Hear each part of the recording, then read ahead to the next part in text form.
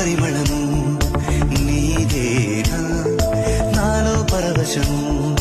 నిజమేనా ఒండు మల్లి పువ్వు కన్నా